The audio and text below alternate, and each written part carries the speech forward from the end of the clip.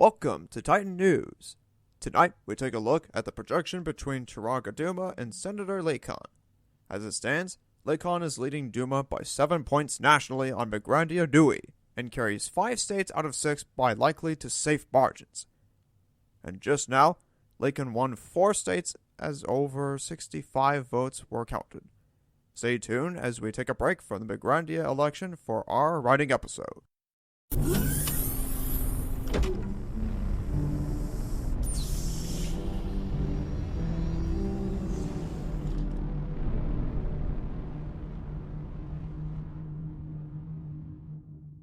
Hello, Obscure Titan has returned with yet another writing episode for Megatronic Legacy. Today we take a look at something lore-related, and it's a collection of islands on the planet Metru Spherus.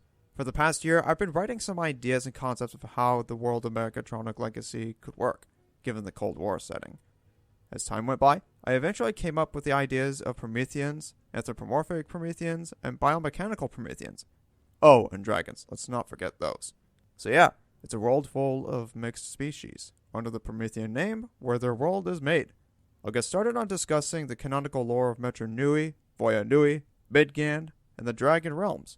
Next, I'll go over the ideas I had originally with further development in the islands, species, politics, and wars, and finally having the finalization touched upon in the end.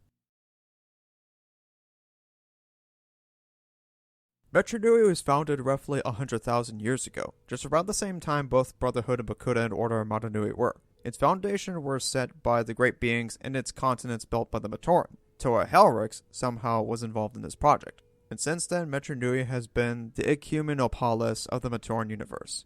It's worth noting it is, or was before Bakuda got head injury, located inside Matanui's head and served as his brain, being the northernmost island in the Matoran universe. It's much smaller than the island of Mata Nui. The Matoran mostly stayed in their own districts working on their specific tasks, something a little like how the caste system in Transformers Align continuity. They're not nearly as bad since the Autobots are the bigger douchebags. Shortly after the Great Beings made the Matoran universe, they created the Kanohi Ignika and hid it underneath the island where the volcano is located. The Order of Matanui discovers the mask's location and sent Umbra to protect it.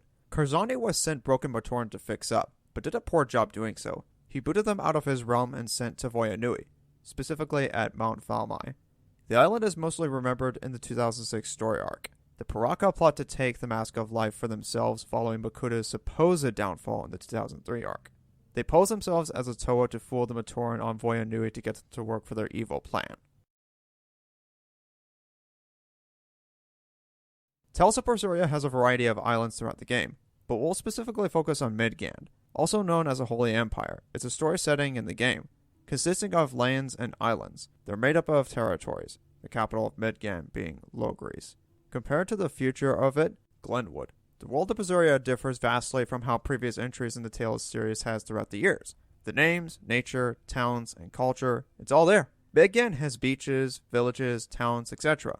This world feels more varied compared to how previous entries depict their worlds, which makes it feel more interesting and engaging.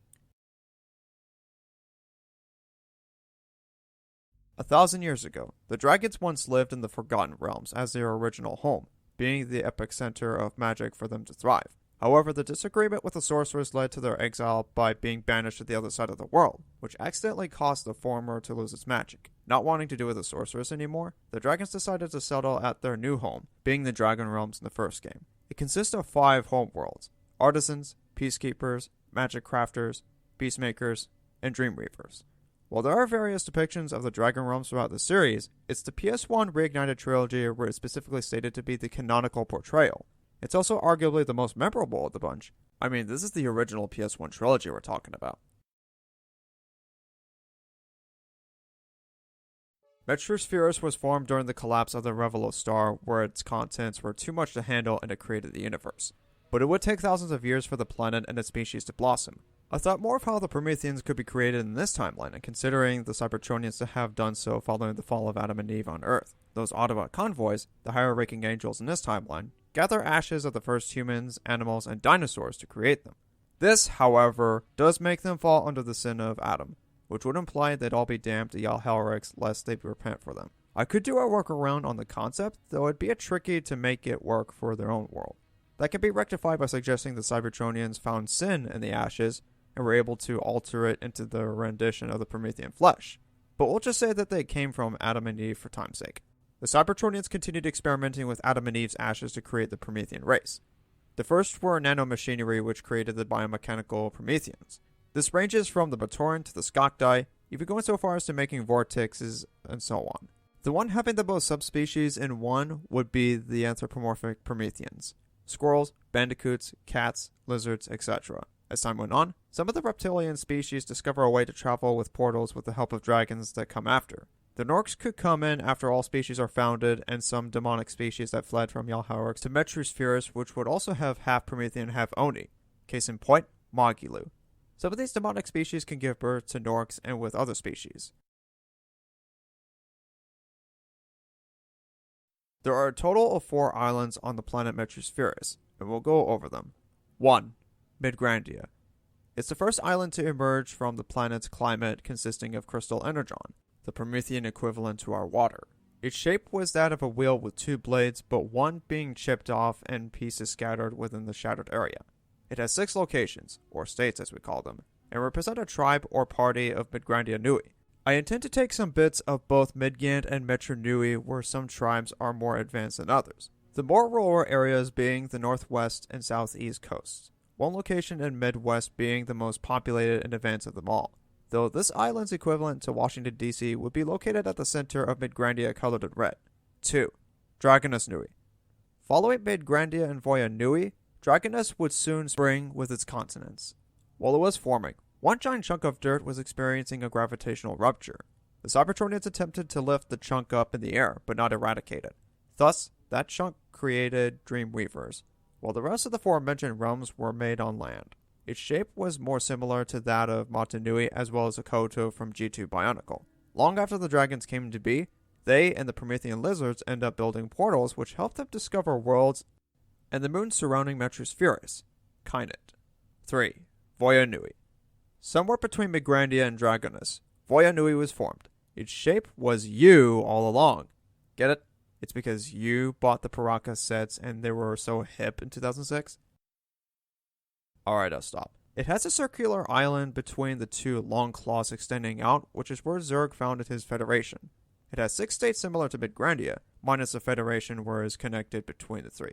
It's mainly consisted of various biomechanical Prometheans, specifically the Skakdai and the Batoran who leave Midgand and Dragonus Nui.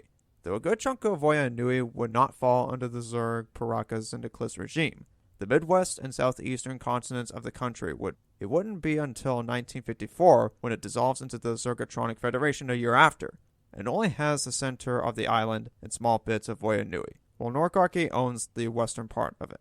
4. Nork Nexus Nui.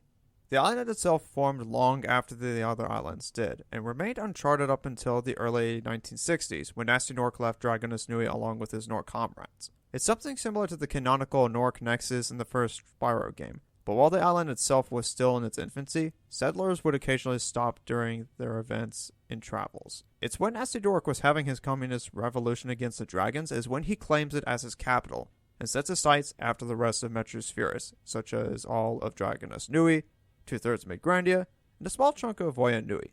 You thought the Soviet imperialism was bad? Well, Norkarchy isn't any better. Probably worse. This planet will consist of roughly 4 species, though some of the non-secular ones like Norks and half-dragons or half-Oni will get a mention here. 1. Human Prometheans. They're similar to Earth's humans in many ways. They're capable of good as well as evil, just like we are. Not much needs to be said about them aside from having a slight age extension, likely up to 130 at maximum, though not guaranteed. 2. Dragon Prometheans. Being one of the most powerful species on Metru Spherus, the dragons can fly and breathe different elements such as fire, ice, electricity, etc. Each of those elements could also tie into the worlds they reside or their occupation as to however they see fit. 3. Biomechanical Prometheans. Being the first species to exist on Metru Spherus, we see a variety of them. Batoran, Vortex, Skakdai, etc. All of them would be one of the more advanced. given their age capacity being the most extensive, likely up to 500,000 years at maximum. 4. Anthropomorphic Prometheans. These creatures are subspecies of human Prometheans with DNA or bones carried over from older animals existed under the Adam and Eve era. Having the same level of free will as their human counterparts do, there isn't much difference in them. As previously stated, this would explain why there are squirrels, bandicoots, and the Kinesilaurian.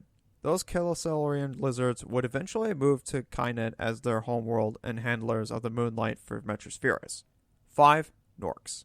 The Norks come about as soon as demons who left Yalharix escape Megatronic's convoy to start their lives over. A mixture of species causes their existence to be. As you'd expect, they're pretty ugly. Misshapen teeth, oversized heads, long arms, etc. Some of the Norks, specifically the ones showing up when confronting Velvet Crow, are artificially made out of gems with magic. That also explains their creation as well as the former. In terms of each island's policies, they tend to range from center-right to center-left, with Voya Nui and Nork Nexus Nui being the more liberal lenient, specifically the former becoming one by the late 1910s. So we'll go from right to left and see where each of them stand. Dragonus Nui is the most conservative-leaning country on Metru Spherus. It stands up for things you'd expect a capitalist or conservative system to thrive on. Low taxes, national security, and a strong stance on tradition. While the dragons can have some moderate or liberal representatives, specifically in places like Dreamweavers and Magic Crafters, Peacekeepers is the most conservative leaning in regards to military and low government regulation, allowing its dragons the right to use their use of weaponry and property protection against intruders. Kynet isn't specified on where it lands, though it tends to be more lenient to conservative values, specifically on traditional values, such as marriage, religion, and charity. Not all of the Kinesilaurian would be like this, but a good chunk of them will. Midgand is center-right throughout most of its lifetime under their candidates. However, it tends to lean left on some occasions, specifically during the Zerg Paraka raid in the 1930s up until the faction's demise in 1954, becoming more conservative once again. Some stances, such as having occasional government control and slight strict spending. So maybe allowing some states to have their own way of living if their candidates win their presidential vote, not nationally, mind you.